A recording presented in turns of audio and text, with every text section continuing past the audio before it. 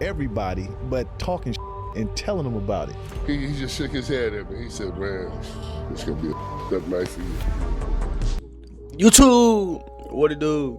It's your boy Jordan London, and I'm back with another banger. Today, I'm bringing y'all Larry Bird stories that prove he's the ultimate trash talker, part 2. Yes.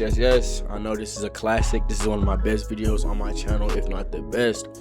So I had to run it back for part 2. I hope you boys love the video. I'll see the socials right there. Follow my Instagram, my Twitch, my YouTube. I go live every day on Twitch. I love you boys. Let's do it. Every time he was about to make a move, he told him what he was going to do. I'm turning around saying, you little piece of... Don't ever put no white dude on me because that is disrespectful. Oh my. He never stopped talking trash. Never. Undisputed. Right. Like our coach would call timeout and we're going to do this. And like we walk on the court and Bird just looks at me and goes, no, give me the ball right there. One thing about Larry Bird, he asserted the moment. He wasn't going to settle for number 2. Give me the ball. It's my moment. I need it. I need this. You feel me? That was always his motto. There's a story going around where Casey Jones was drawing up a play, and you guys were all in the huddle, and I guess he was having a hard time saying it. Larry Casey Jones. Give me the ball, the rest of you guys get the hell out the way. You know, we're trying to exploit a matchup. McHale's having an amazing game against Milwaukee. I remember in Milwaukee, so we're running a post-up for him against Marcus Johnson. Kevin was the one that had the hot hand, but we all know Larry's the man, and that's Larry's. See, Larry's the man, bro. He was torn between drawing up something for Kevin because he had the hot hand and not offending Larry. Larry's so cold. With that, so I diagrammed the play. He says, heck with the play, Case. Why don't you just give me the ball and tell everybody to get out of the way? Give me the ball and tell all the rest of the guys to get out of the way. I said, shut up, Larry. Told Larry Bird, shut up. Coach here. So Bird still wasn't going. From McHale, comes in the post. I come off a down screen, and I look up and I go, he ain't passing the ball. He's just holding the ball, like looking at McHale. Jab step, like this, and then pull up. Just shoots a 3 and makes it. And from that time, I learned to run Larry's play, not the coach's play. Nigga cold, so Larry just took the F over, and that was the end. Nigga too cold, Chad. Larry knew me since I was a sophomore because we would go up there. It's not illegal to go up and be at a camp in Marshville, in Boston, and you work in a camp, but really you're there to play against those nighttime games. So Larry knew who I was, and I get in, Chuck Daly has me starting one time, and Larry looks around and goes, "What's up, Sal?" I said, "Nah." He goes, "You on me?" I said, "Yeah, I got size on you right now. I've been watching every move." He goes, "Y'all not double teaming?" And he's looking around. No double team. I go, "Nah, it's just me, fella." He goes, "Mouse in the house, mouse in the house." Switch and it they up. change the play, and he catches the ball. He does this, and he shoots it. He Double says, jab. "You better ask for a double team, bro." So when you got a guy that hates somebody, he's playing for entirely different reasons. I mean, Oh my gosh. All back line. This was personal, at one time bro. was Kelly Trapuka, Bill Lambier, Kim That's Benson. them dogs, 3 bro. white dudes. 2 of them I ain't ever heard of. Okay.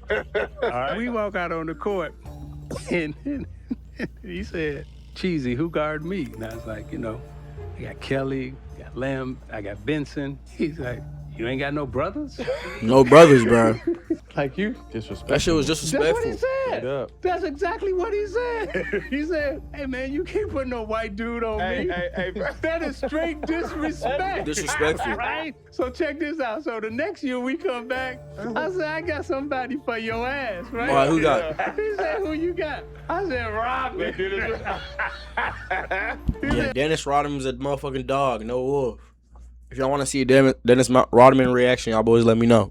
Okay, he's a little better, but don't ever put no white dude on me because that is disrespectful. But you know what, though? I know he walked out on the court one time and somebody said, "Man, look at this white boy on me. He can't guard me." And Larry served him. All you know the what I'm time. saying? So I'm pretty God, sure he heard cold. that before, too. The trash talk coaches taking the ball out of bounds in front of their bench so the whole bench can hear him. Right. And go like, Hubie, this all you got for me tonight? Like, you got no one else that can guard me? This is getting ridiculous, Oh my God. And then Hubie would put in, like Johnny Newman would be running in the game. He goes, "Wait, are you serious?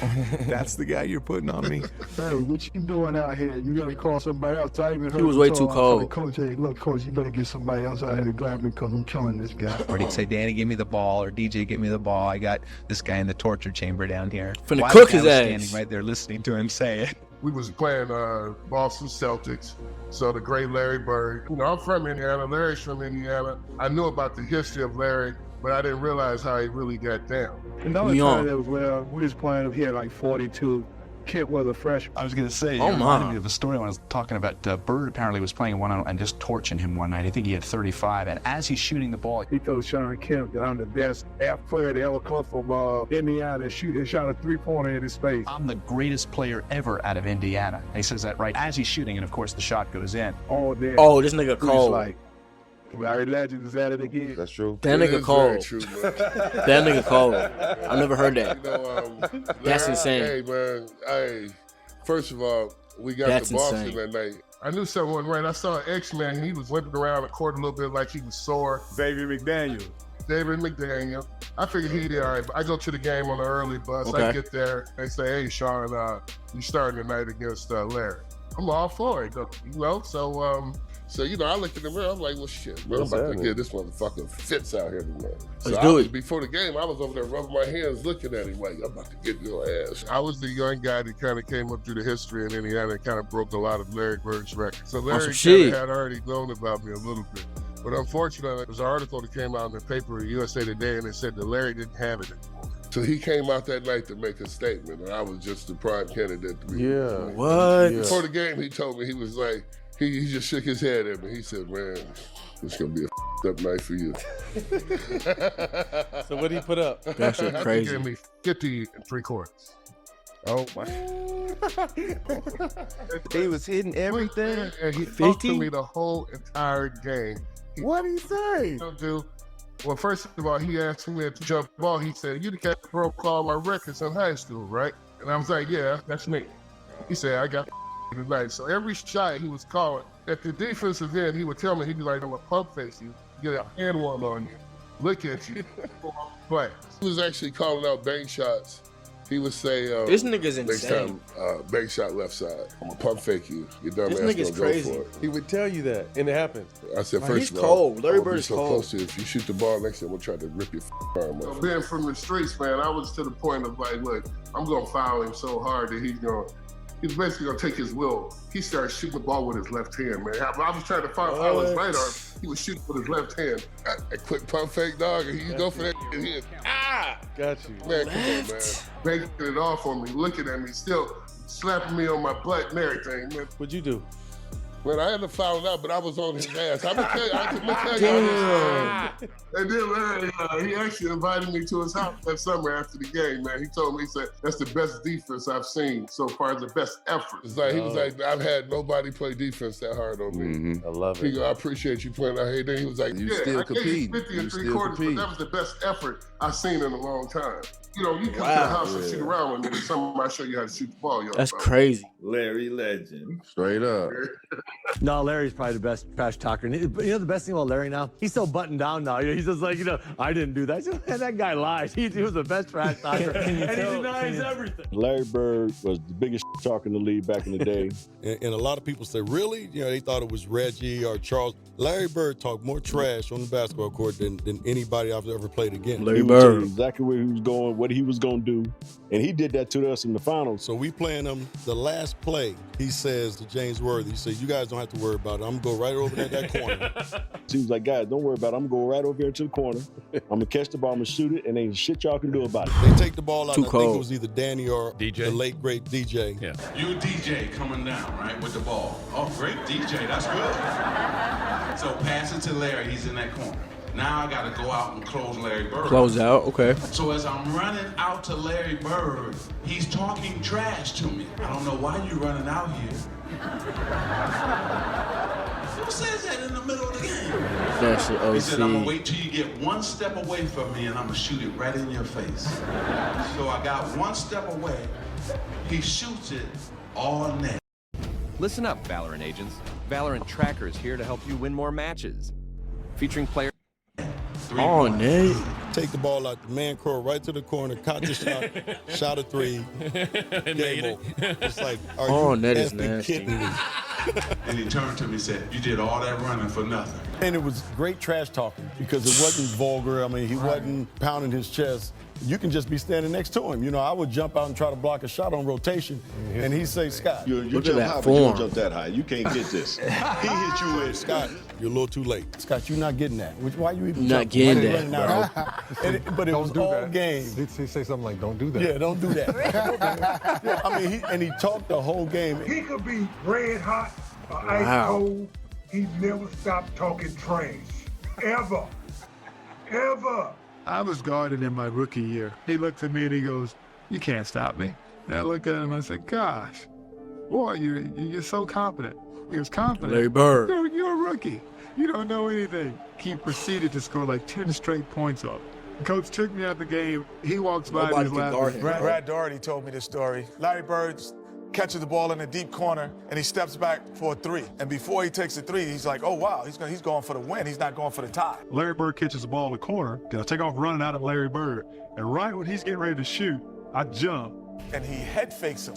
And as I go by, he tells me, he says, fly, Bird. Now it's 3-2. He hits him on the butt with the ball. And then he shoots it at the buzzer.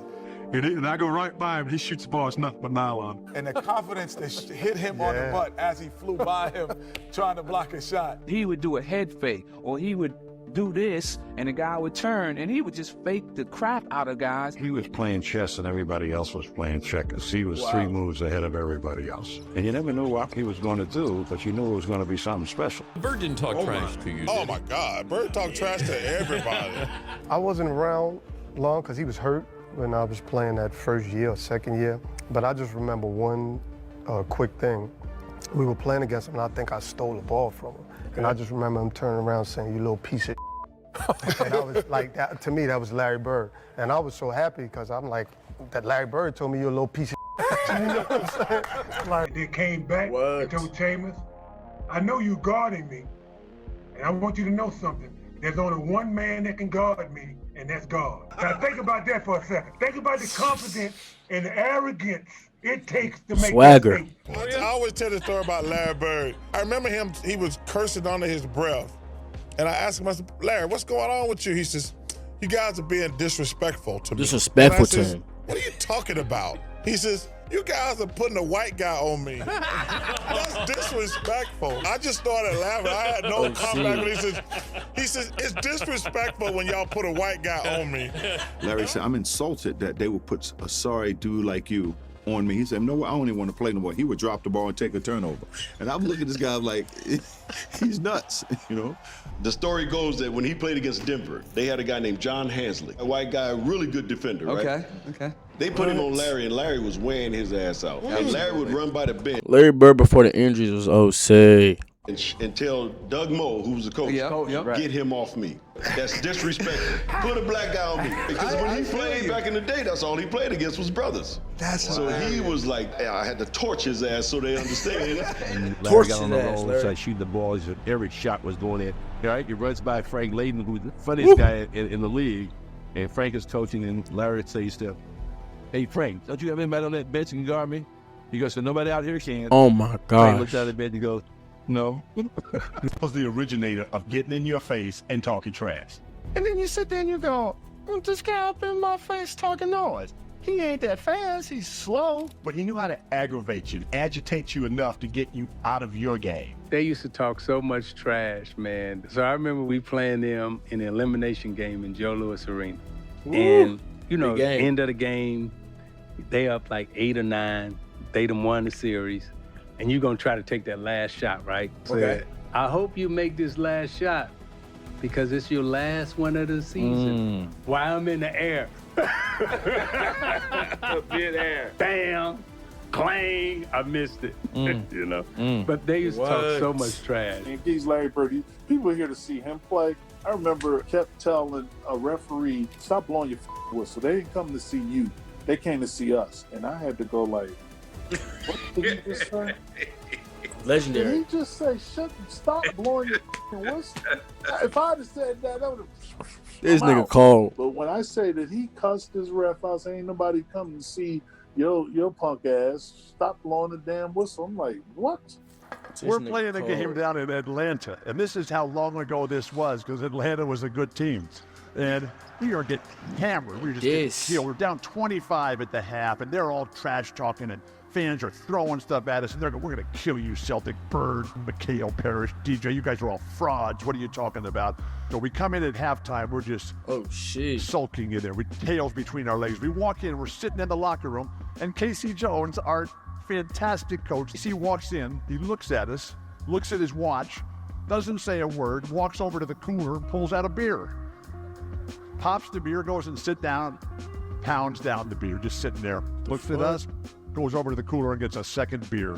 Pops the beer, pounded it down, doesn't say a word.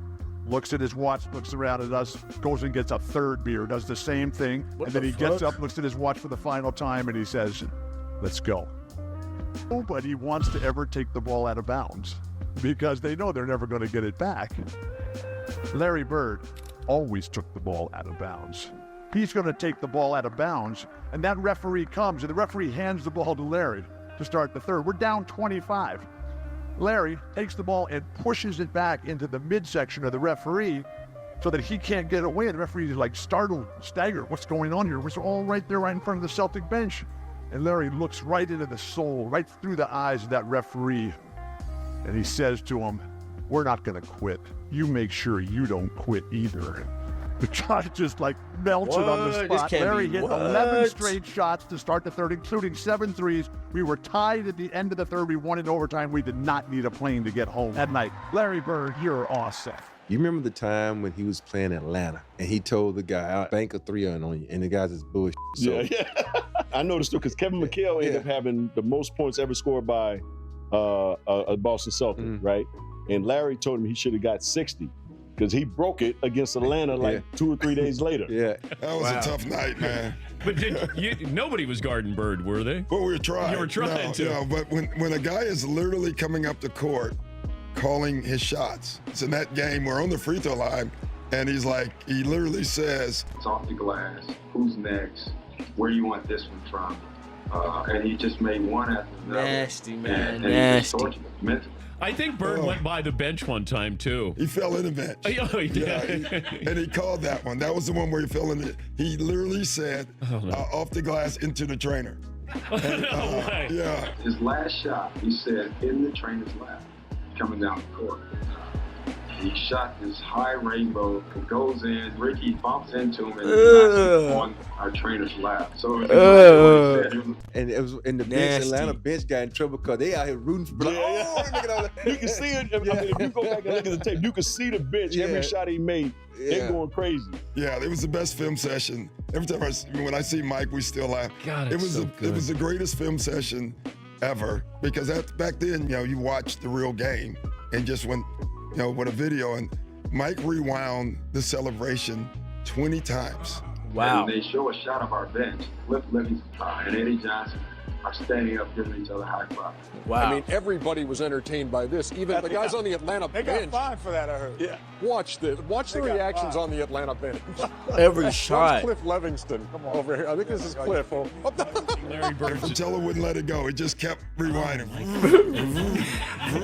Showing the guys, you remember they're giving each other high five. And then somebody falls off the bench. Yeah, too. that was Eddie Johnson. Yeah. Eddie Johnson falls off the bench in laughter, and Antoine Carr and Cliff gives each other high five. And our film session was 20 minutes of that. And, Wow. And so it was a bad night. Larry used to come in the locker rooms. He'd be getting his ankles taped, and he'd say, hey, ball boy, run in and go find the scoring record in this building. He needed those kind of challenges. He had accomplished every goal. We hadn't lost a game on the trip. And Larry told all of us players and the media, too, tomorrow night's the last game of the trip.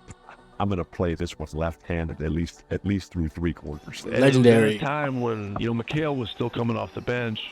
And so Larry scores his 6th point on a left-handed shot. And I'll never forget it. McHale yells out. And McHale goes, hey, Jerome, wait till he starts shooting right-handed. Wow. And at the end of 3 quarters, he had 27 points left-handed. Well, left-handed is one thing, but when the game got close, I had to go back to the right one. He could hold all these things in his head during a game. So he'd have a shooting drill at the old Boston Garden. 4:30 in the afternoon. I was an early guy. I'd set up early. The garden would be dark. Late in the afternoon by himself. dark garden, come out with an equipment guy and just do the perimeter, shoot for half hours. All you heard was swishing. If he missed a shot during that thing, he'd say that the Bull Gang set up something wrong with the rim. Otherwise that would have gone in. I'd get there early, plug in my Stone Age computer right next to the bench. He'd come over, he'd call me Scoop, he'd say, Scoop, what are you working on? I'm like, I'm doing an early story. Then I'd say, well, I'm doing an early edition newspaper story about your free throw streak. You are approximating the NBA record for consecutive free throws, so don't miss one tonight or I'll look bad in the paper. Sure enough, first half, he goes to the line for two, and the foul line is lined up right where we're sitting if he looks over. He's at the line. He makes the first. He looks over and winks at me. He looks over and winks at me before he makes the second. I mean, guys don't do that today. And he would... Always thinking about these things. It's like paying off a bet in the middle of a game. He was doing two things at once. You know I'm going to get to that story. My favorite story of all Legendary, time. Chad. My Rick Mahorn moment in Hartford, because it was so crazy. I was sitting there, and Rick Mahorn, he's at the game, and we play a game every year, one game in Hartford. So we're playing against Washington. Rick comes out in the halftime. The mayor of Hartford comes out, brings Rick Mahorn's mom out. And the mayor's talking about Rick and Rick's mom. And the bastard just says, all of a sudden, he says, Ricky. Finally, the mayor just leans back and goes, Rick. Kiss your mama. He said, kiss your mama, Ricky. Kiss your mama, Rick. Kiss your mama. And for the rest of the night, that's all we would say. Hey, look. Mahorn, kiss your mama. But Brad, I'm gonna tell you something. You know what's funny? That's when Larry Bird, I think we're in a car together. I'm posting him up. And he's laughing, and he was telling me something. He's like, Ricky, kiss your mama. Kiss your mama, Ricky. Because you started that kiss your mama. And, hey, they were booing me in Hartford. I'm like, well, kiss your mama, boy. Here. Born and raised in Hartford, Weaver High. And why the hell they booing my black ass? I'm playing the Celtics, but I'm from here. They booing my black ass, and it's in the newspaper. Rick Mahorn, a villain. I'm sitting there going like, I'm from here. This is why you talking about me. What? As soon as that shit started, I said, man, I hate Boston. Kiss your mama, Ricky Boston. boy. Still don't like Boston. YouTube, y'all boys want to see more? Y'all boys subscribe. I love y'all boys. I have a new YouTube channel, JoJo London Live, where I post new videos from gameplays, from YouTube videos to story times to everything. So y'all subscribe if y'all want to see some more content. But if you have anything to be said, it's your boy JoJo London. Love your boys. Y'all love that. All right, y'all. That's it for tonight. Peace out.